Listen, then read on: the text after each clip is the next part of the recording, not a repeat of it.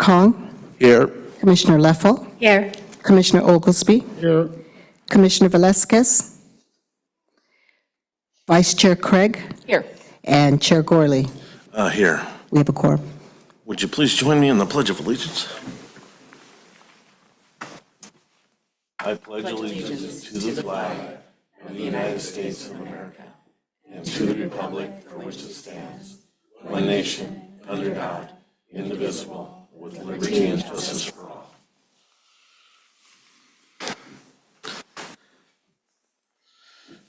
General public comments. Anyone may address the commission briefly for items not already on the agenda. Anyone from the public? Anybody on Zoom? Chair, no hands are raised on Zoom. Okay, we'll bring it back to special business. Resolution of appreciation, Warren Poitras. Pete, are you? I just saw you. There he is. Oh, I'm going to come up there.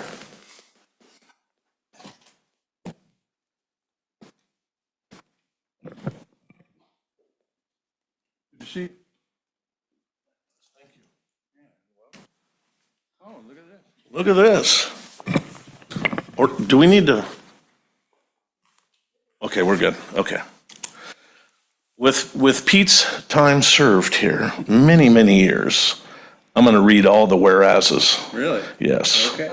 Just for thanking you for your work on the budget committee and all the special committees that you worked on and your length of time and reading that packet backwards and forwards and asking all the right questions during all the meetings and putting in your time at LAFCO was greatly appreciated.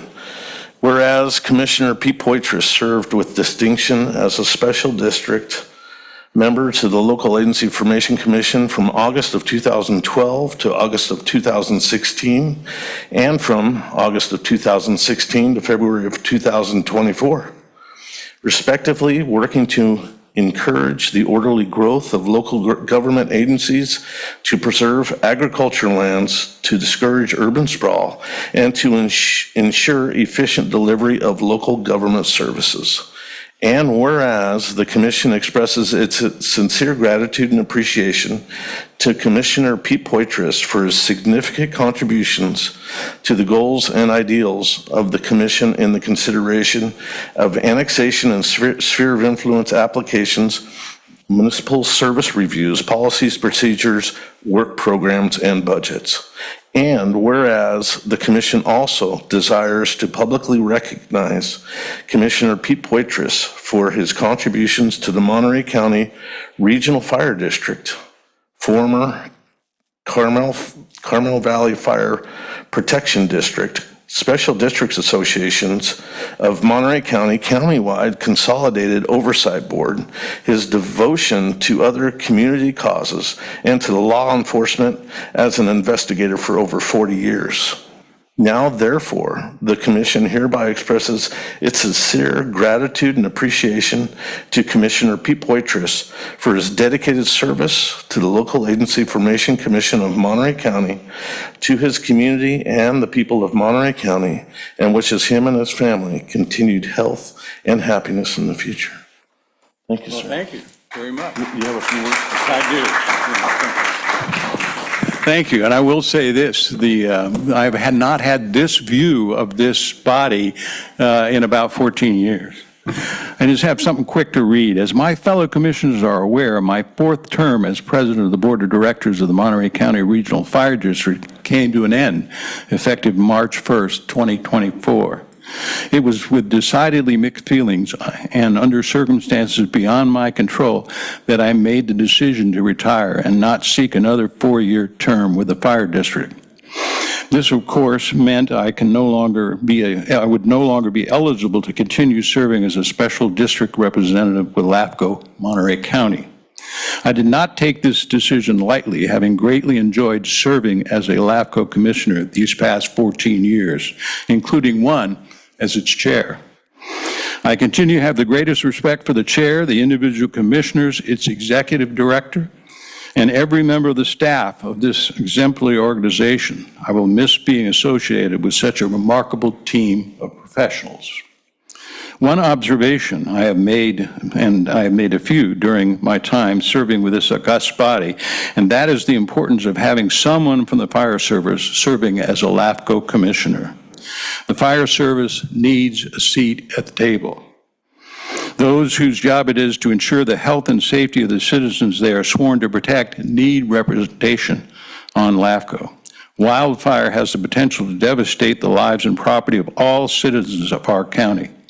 The numerous fire districts in Monterey County should have a representative serving on the LAFCO Commission.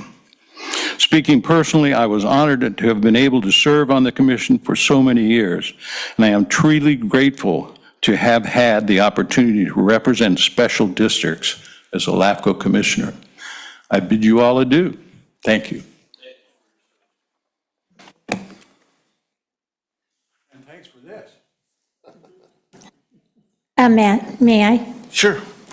Pete, I just want to say it was an honor to serve with you, and I came on and you were the special districts person who was my mentor for special districts. But I think more importantly that you really looked after the good of the entire county and all the citizens, and not just special districts. And for that, I thank you, and I think everyone thanks you. I don't know anybody that read the package more thoroughly, personally, than probably you did, and I think we all owe you that also. So thank you, it was a pleasure. Thank you very much, and I'm sure you beat me in reading every word. Well, I can't help myself. Thank you all. Commissioner Kong, did you have something you want to say? Oh, I just wanted to thank Commissioner Porteous for his many years of service, and hopefully, I don't think I'm going to make anything close to 14 years, but you showed me during my time with you that how to be professional on this board. Thank you. I just want to acknowledge, as days, weeks, years go on, 14 years of community service is asking a lot of anybody. And so I just want to say thank you, particularly at a time where we've tackled some really big issues here with LAFCO. It takes strength and courage to make hard decisions, and you've done a great job at that. So thank you. Thank you very much. I'll just say something, Pete, if I could say Pete right now. But Commissioner, I want to associate myself with all the comments before and just say I watched you and I watched your leadership and your role model, and I took that to heart myself. And like Mary Ann said, you showed us how to do this job, and I appreciate you being here and giving us 14 years of great service. Thank you so much. Thank you very much. Thank you. Any other commissioners? None? Okay, thank you, Warren. Okay, I'll make a motion that we have. I'll be home for dinner. First time in a while.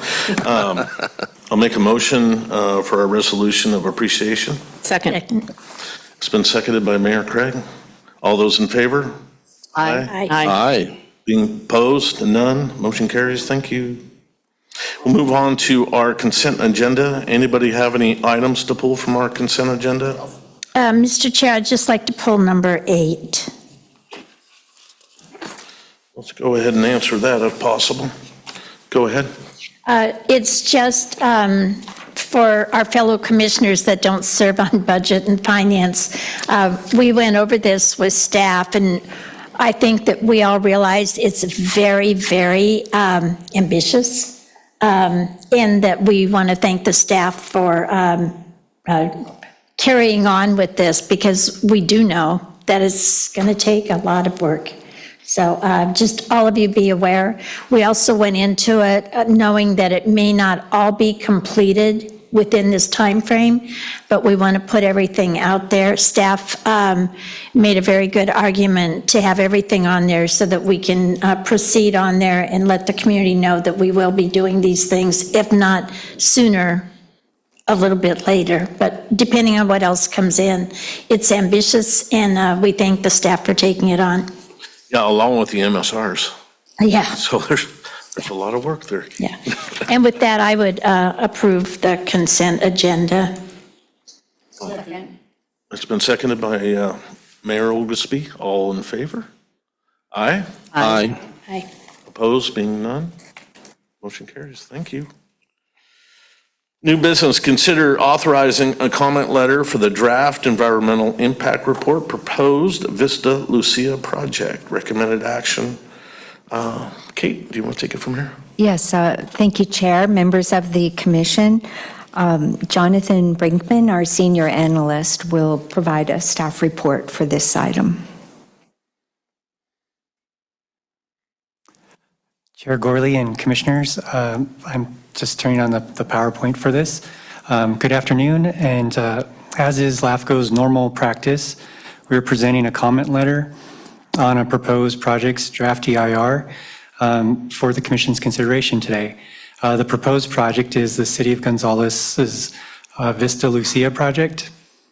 And due to the deadline for providing comments, LAFCO staff provided comments to the city in draft form before the March 18th deadline, and informed the city that LAFCO's draft comments are subject to commission review and authorization.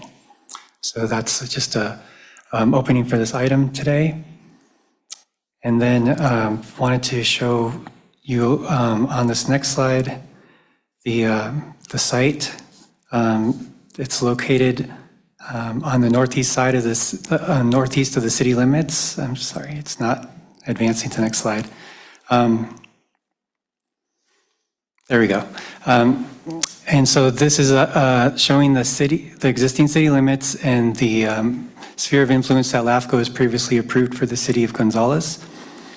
The project site is shown in red on this map, and it's on the northeast, to the northeast of the existing city limits and east of Highway 101.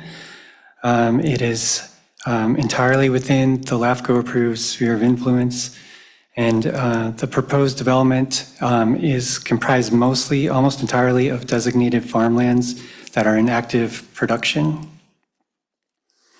And just to give you a little more context on the proposed project, it is 768 acres that would be added to the city limits. That's a 67% increase in the city's inhabited area. It proposes 3,498 dwelling units, and that would be approximately a population of 15,400 residents that would be added to the city. So just in summary, it's a large-scale city expansion, and LAFCO's comments on the draft EIR are provided on the environmental aspects of the draft EIR, areas where LAFCO has purview. So our focus has been on the impacts and mitigation for agricultural lands.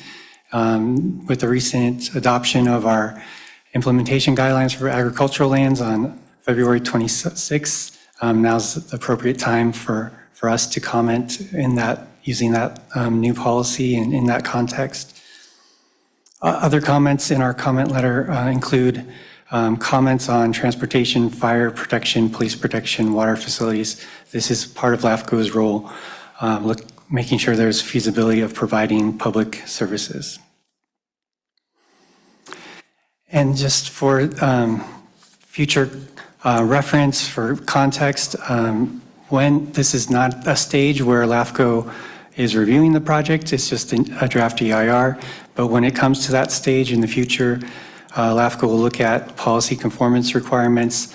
That includes LAFCO's legislative purposes. In context of the scale of the project, it's a balance, looking at the balance between development and LAFCO's state legislative purposes of discouraging urban sprawl, preserving open space and prime ag lands, and efficiently extending government services. We also have, at that stage, we would look at conformance with LAFCO's local policies and also the state mandated considerations in the Cortese-Knox-Hertzberg Act, including the plan for services and looking at the A through Q considerations that is part of our review. So that's just a quick overview of the item today. And the recommendation for the commission is to authorize the comment letter, and staff's available for any questions. So back to you, Chair. Thank you. Do we have any questions from the dais before I open up for public comment? Okay, I'll open up for public comment. Do we have anybody on Zoom? Just one. Bring it back to the dais. There are no hands are raised on Zoom. Okay. Bring it back to the dais at this time. Close public comment. We all took a look at the sphere when the sphere came before us 2 years ago at this point, I think. More than 2 years ago. And the consideration of such a large sphere of influence increase for the city of Gonzales was so that several of the developers could take a bigger look at the picture, to put the proper infrastructure in place and the need for housing and get this ball moving. But we had a full consensus of the board at the time when we approved the sphere. But I agree with Kate that they need to go back and take a look at what we've just went over with our ag land mitigation policies, and bring that back before the board. So I think the letter's in place. Do we have any other comments? Yeah, Wendy? A question about, have we heard from Gonzales since sending the letter? As far as I know, we have not heard. We sent the letter about 10 days ago. Okay. Unless staff, do you have any update on that? The only communication has been to confirm that the letter's draft pending commission authorization, just to clarify that part of the letter. Okay. Thank you. Mary Ann? I have a couple of questions, and one of them has to do page 60.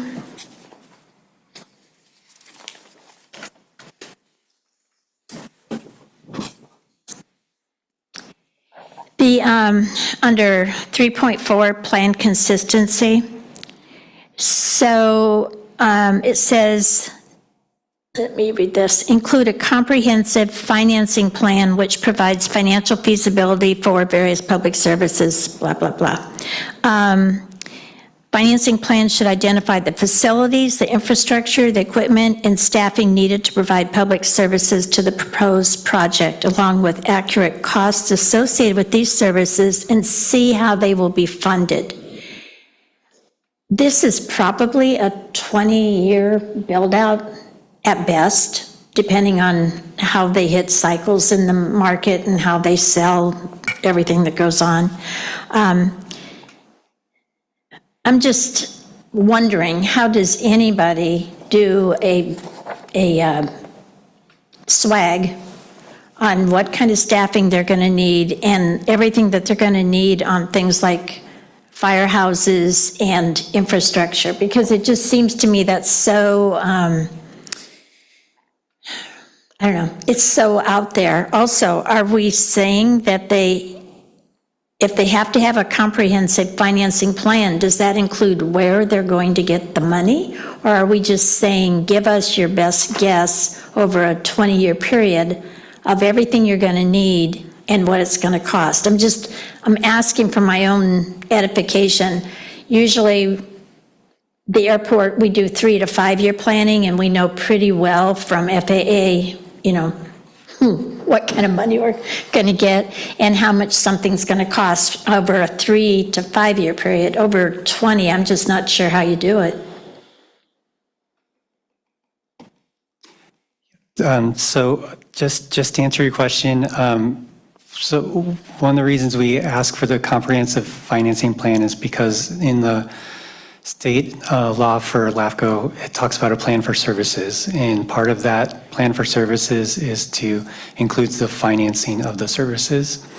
So by asking for a comprehensive financing plan, it gives the opportunity for the city to explain for the various facilities such as fire, are they collecting development impact fees that will provide enough funding for that future fire station, for example, or a police substation for the infrastructure that's involved that the city will have to build to provide those services to the area.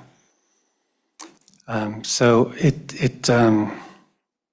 is just part of our role to ask for the financing, the plan for services to also include information about financing. So LAFCO review can look at that in terms of feasibility for providing the services. Probably didn't get you your answer, did it?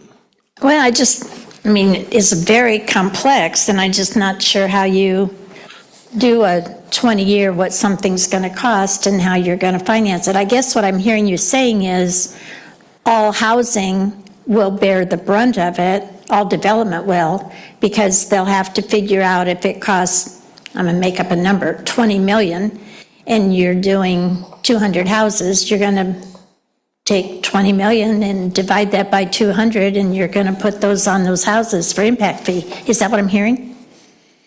Because you won't know that there's state funding or federal funding or anything else, so it's going to have to be borne by the development, I think is what I'm hearing. Yes, so what we're asking for the city is to show us, what is that plan to come up with the funding based, to have estimates for the cost of these facilities, show us what those best estimates are, show us their plan, which may include more than just development impact fees, but also include other types of revenue sources the city could obtain in order to build these facilities, but it's asking them to provide that to us for our review. Okay, so along that line, Jonathan, on page 59, in the bottom, in that last paragraph, it says, describe the level and range of those services and describe when and how those services will be provided and funded. I don't know, I guess we'll see what they come up with. I don't know. I have no idea, Kate. How does somebody figure this out for a 20-year period and give us something that is accurate that we could vote on? Commissioner Leffel, members of the commission, we do have a good example. It actually goes back probably 15 or more years, but it's with the city of Salinas when there was a very large annexation proposed and approved by our commission. And in that case, there were a number of infrastructure studies done and financing plans that were put together and presented as part of the application package to LAFCO. So that is a model going forward.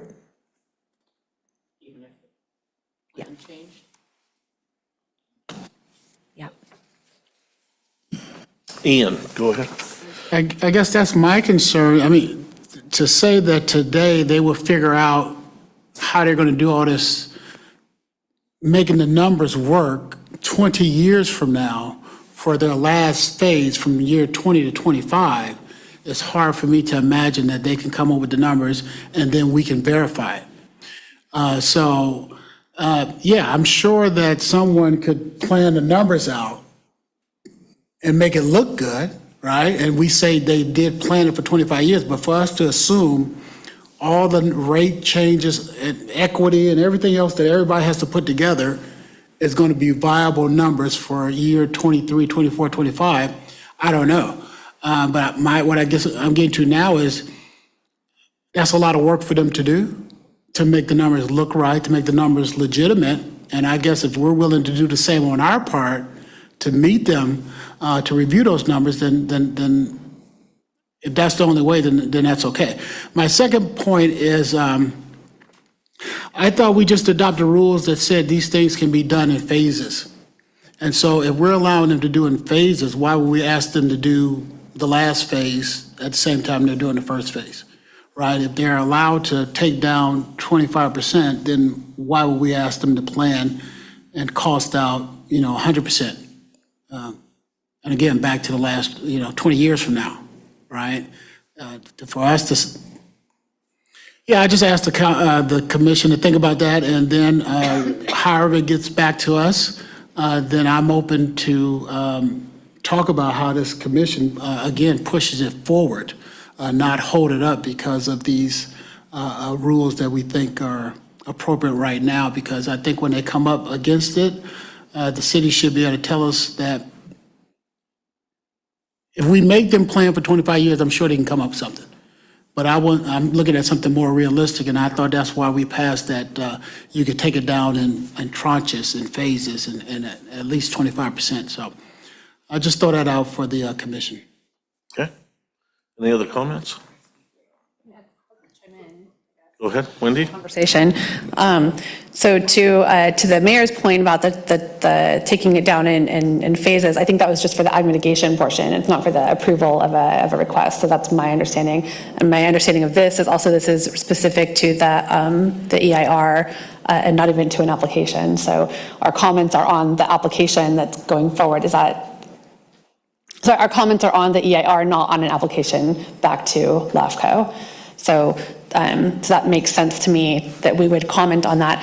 And in terms of a financing plan, I mean, you talk about 20 years for a development to build out. We're still working on getting East Garrison done, and that was what put into motion 25 years ago, and that's a fraction of what this would be considered. But having been in the middle of that project rollout and trying to get it done, I can say that I really appreciate that there was some thought put into what financing would look like for facilities. We have a plan that we're following in terms of how we're funding libraries and water, wastewater management, parks, streets. There's a plan that made sense. That didn't leave the county in a position where we were financing a new development at a loss. And in order for LAFCO to do our duty, which I understand is to be the orderly development of communities, we do have a responsibility to make sure that there's thought that's gone into, at least on a rough scale, right? East Garrison is not rolling out the way that we had anticipated it fully, where there are changes to the specific plan. It's a process, right? But at least we're starting with, there was some thought put into financially, how does this work and does this make sense? So I think it would be fully within our responsibility as LAFCO to comment on the fact that this information is missing from, even if it's not to a level of detail, there has to be some conceptual financing plan that's laid out that shows that this is a financially viable proposition that doesn't leave the county without fire service or library or roads, things like that. I think it's appropriate that we would be commenting with these questions. Thank you, Wendy. Any other commissioners? Okay, do we have I mean, we're authorizing this letter to be sent, correct? So I'm just trying to work through so I understand before I say I'm good with it. The last thing, I guess, is on the last page, on page 62. So it goes back to the need to construct and operate new public facilities, and it reiterates all of the facilities that were there before. But in the as required paragraph, the second paragraph there, it says they should be designed to ensure the capacity is planned, built, and operational prior to implementation of the project's development phase.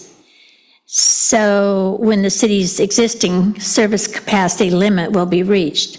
So we're going to ask the city, I guess, can they do, I'm making up a number, 200 houses and not go over their capacity, but then we might require these facilities in the second phase when the city is over its capacity. Is that how I'm reading this?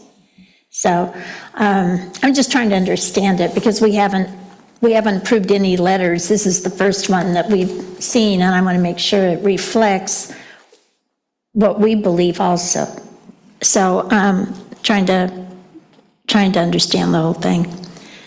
And I totally respect Commissioner Askew's point on that. I also think that we have to be really cognizant of the fact that a lot of things change over the time. And when I read what the people in East Garrison are up in arms about with their community facilities district fees, I go, whoa, I don't know if anybody anticipated that those fees would go so high and those people would be picketing on that topic. So, it's how do we ensure that things get paid for, that it doesn't become such a burden on future residents? So hearing that, I mean, are we okay with the letter? And I guess one more question I have is, if we say we want all of that, how much does it cost us to get a professional to analyze all of that?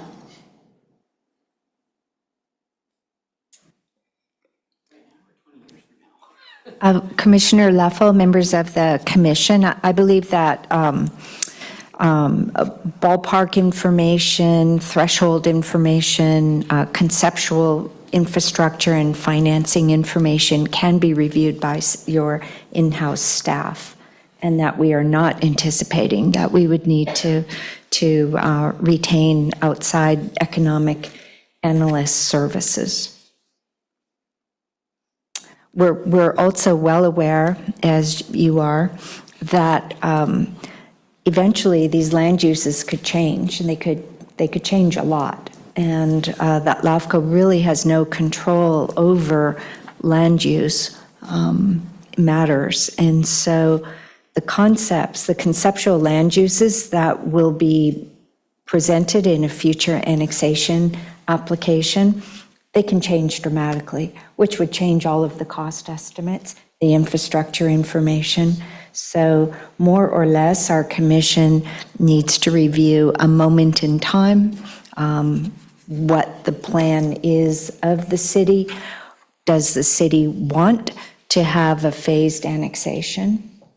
So all of those questions are remaining to be worked out this year before we even receive the application.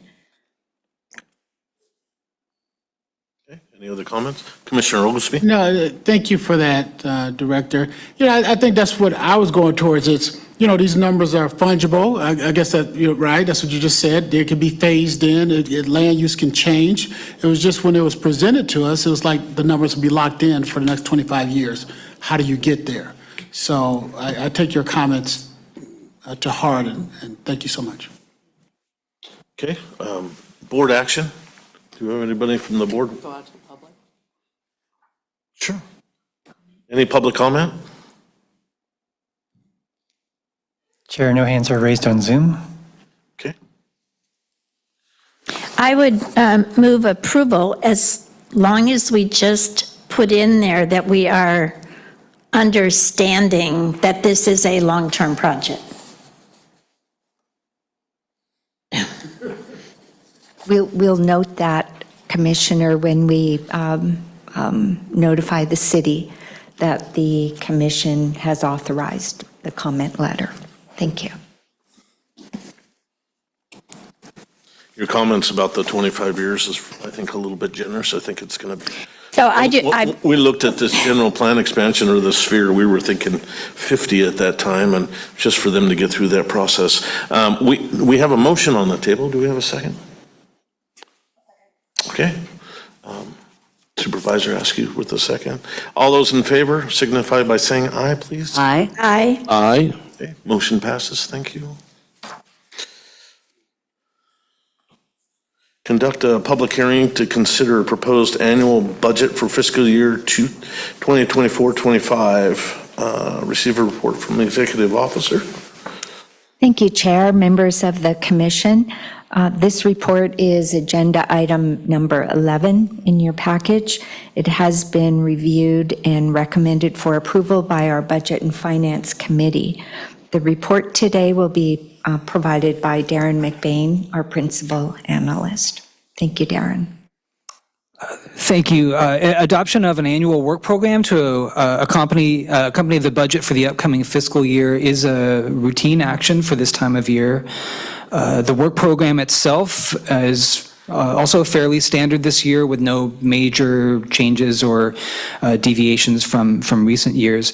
We do have relatively few annexations or other boundary changes on file or anticipated to be coming in the door very soon, and therefore staff anticipates using this upcoming fiscal year to update as many of our municipal service reviews as possible for various public agencies, as shown on page 69 in your meeting packet.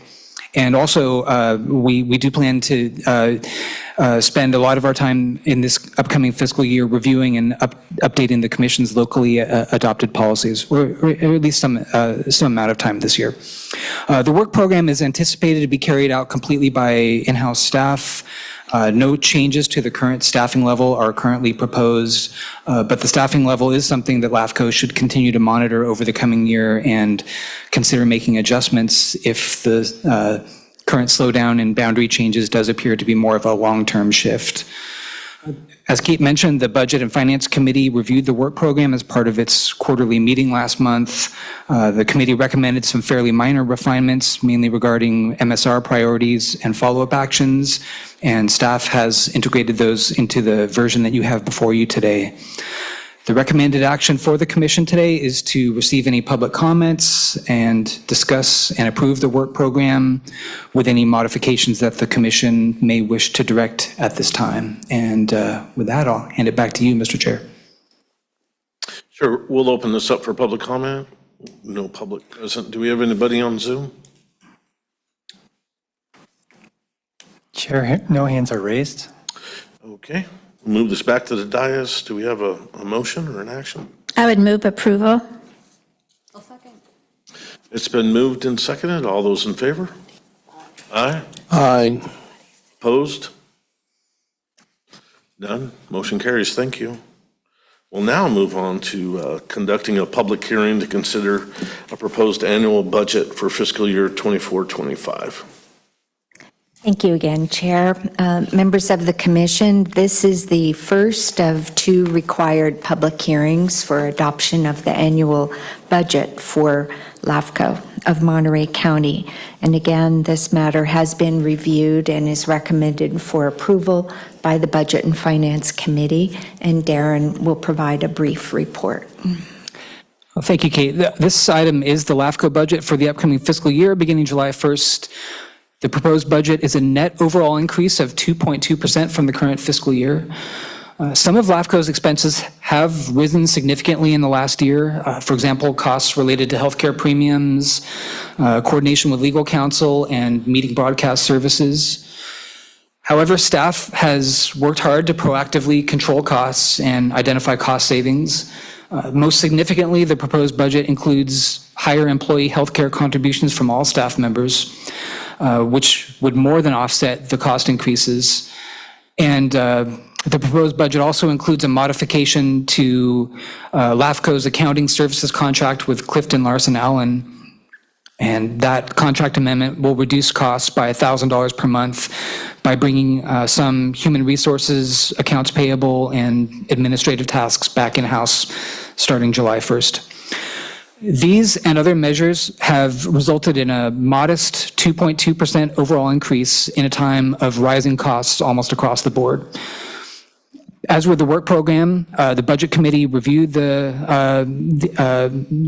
budget as part of the quarterly meeting last month, and as Kate mentioned, the committee recommended approval, including for the contract modification with CLA.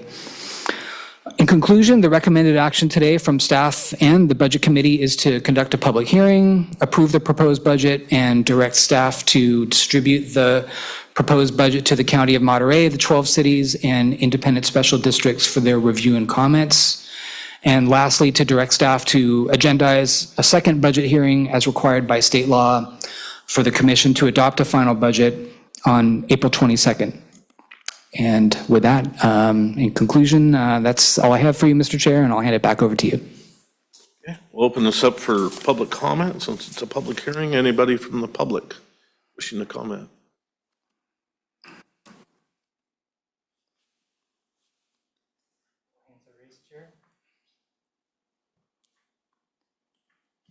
No hands are raised, Chair. Okay. Mary? Yeah, Commissioner Adams? Thank you.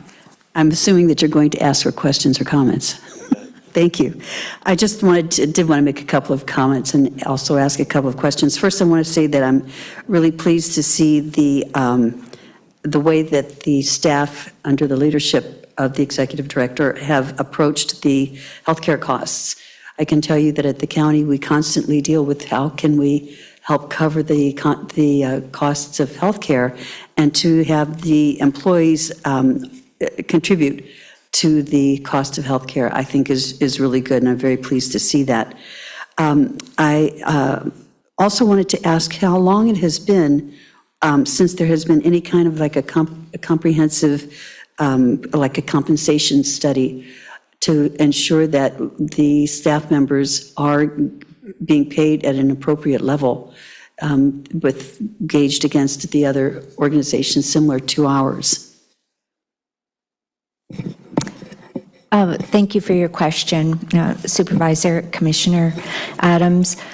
We did a study in 2022 that looked at our staff positions, clerk and analyst positions. And so, and I'm confident that we're still in the range of the local job market. Good, thank you for that. Thank you. And then my final question, I see that we've taken out the accounting services cost, and that's really terrific.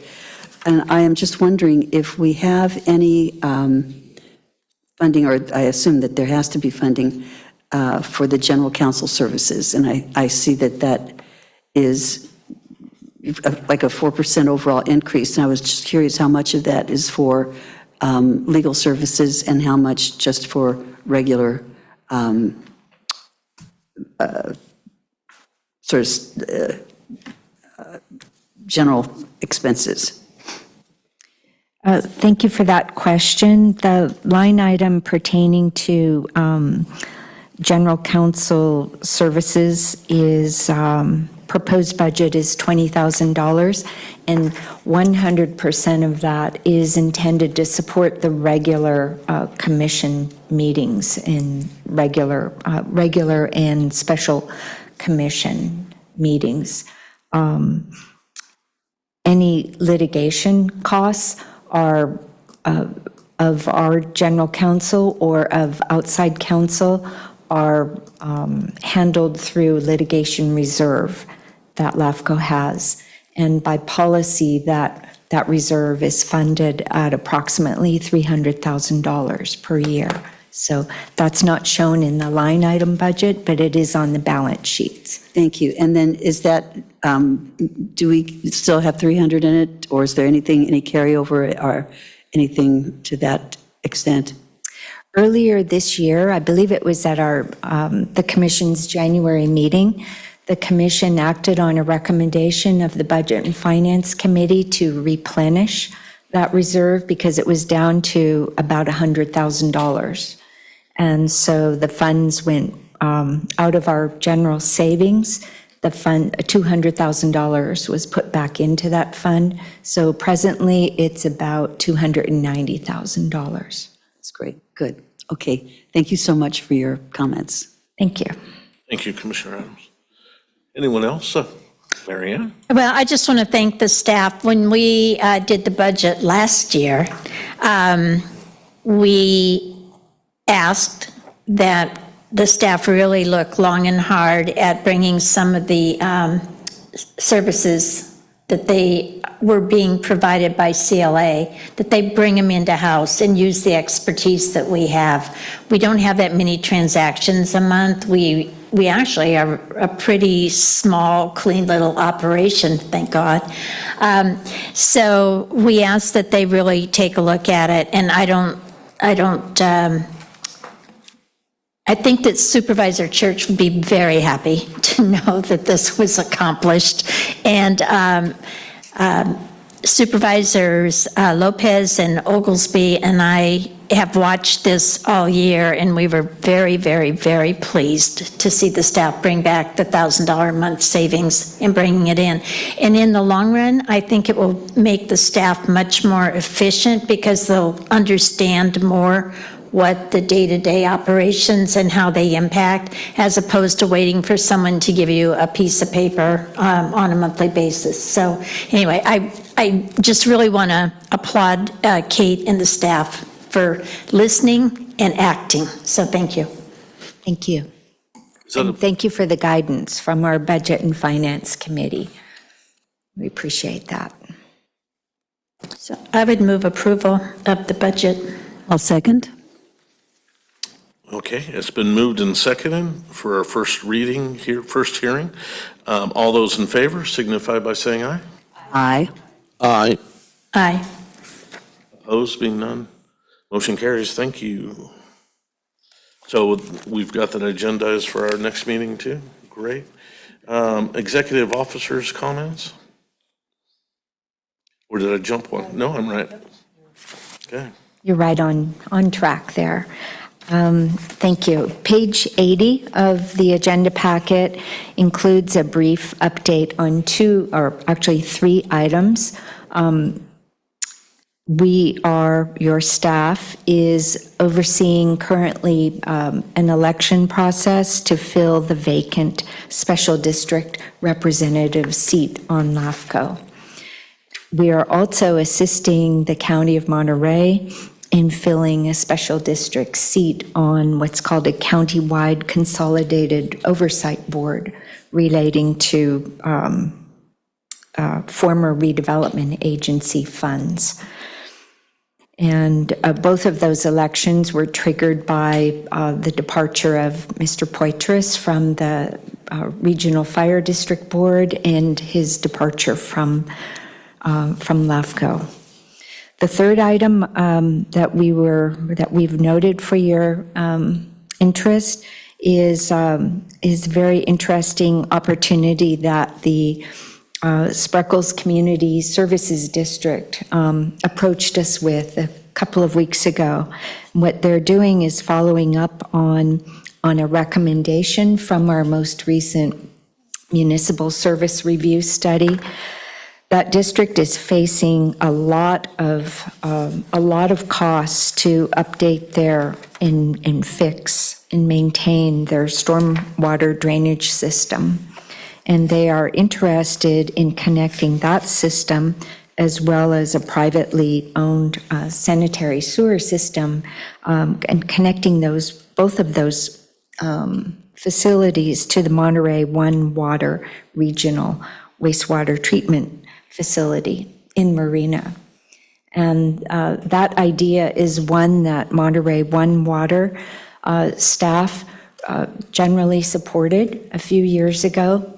And just last week, the Board of Directors, since the time of writing this report, the Board of Directors of Spreckles Community Services District requested our LAFCO staff to please facilitate a meeting of Monterey One Water and the Spreckles District to begin a conversation about how that collaboration could happen.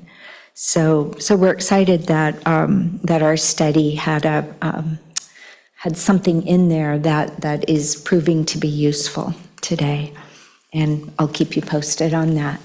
And that concludes our communications for today. Thank you. Commissioner comments at this time? Any of the commissioners?